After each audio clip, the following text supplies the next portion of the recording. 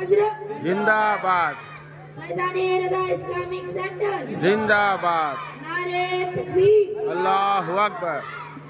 मुअज़्ज़ज़ हाज़रीन, हज़रत अली करमल्लाहु तआला वजहुल करीम ने फरमाया, अगर शराब का एक कतरा कुएं में गिर जाए, उस जगह मीनारा बनाया जाए, तो उस पर मैं अज़ान न कहूँगा। अगर शराब का एक कतरा दरिया में गिर जाए, दरिया खुश्क हो जाए, वहाँ घास पैदा हो, तो मैं अपने जानवर को चराना वहाँ गवारा न करूँगा। अल्लाहु अकबर। ये थी खशियत इलाही व खौफ खुदा और तकवा कि शराब पीना तो दूर, उसके करीब जाने को भी हराम समझते थे।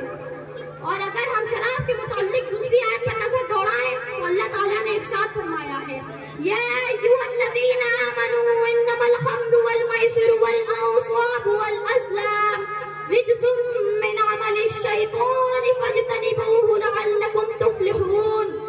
ये ईमान वालों, शराब और जुआ और बुत और पासे नापाकी है, शैतानी काम से बचते रहो ताकि तुम फलाह पाओ।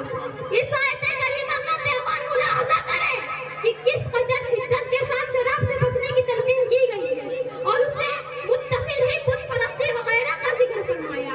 उन अमाल को शैतानी काम करार दिया और अहले ईमान को उससे बचने की तलकीन फरमाई और साथ ही साथ फलाह और महबूद की गारंटी भी दी। मगर ये कामयाबी कब मिलेगी?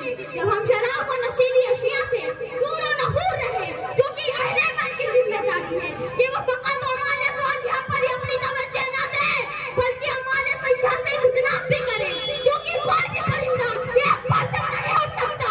अगर उसे उड़ना है तो दोनों परों का सालिम होना शर्त है। और खुद नबी करीम अलैहिस्सलाम ने एक मकाम पर फरमाया, इत्तक़ुल महारिम तकुनऊ वन्नास, यानी तुम अल्लाह के हराम करदारों से बचो तो तुम इबादत गुज़ार बन जाओगे। उस हदीस में यह नहीं फरमाया कि तुम नमाज पढ़ो, रोजा रखो, सारे अच्छे काम करो तो तुम इबादत गुज़ार बन जाओगे, बल्कि फरमाया अमाल के साथ ही साथ उमूर मुहर्रिमा के इर्तिकाब से बचो तो तुम बारगाह खालिक में इबादत गुज़ार माने जाओगे।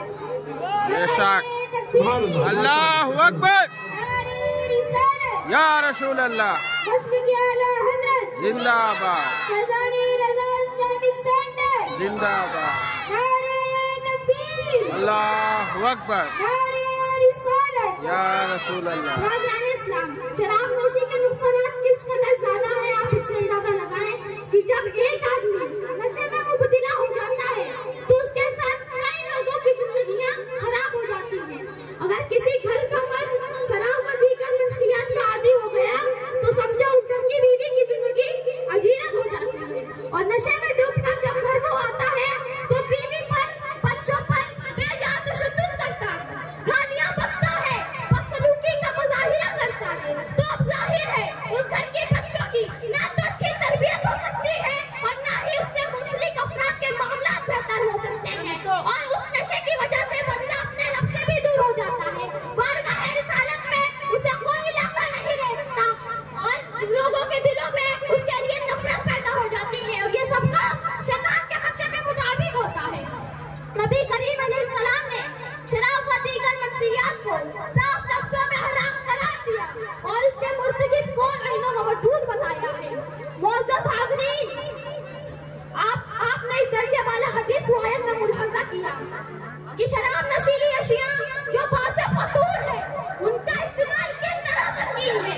आज अगर हमारे नौजवान इस बुरी लत के शिकार हैं तो कहीं न कहीं उनकी दीनी व इल्मी कमजोरी है, क्योंकि जब कोई मुस्लिम नौजवान इस्लामी तालीमात का पैरोकार होता है और परवतवाद नबी का जानकार होता है तो शराब पीना तो दूर, उसके करीब भी नहीं जाता, क्योंकि वो जानता है शराब का एक कतरा पेशाब की तरह गंदा और नापाक है।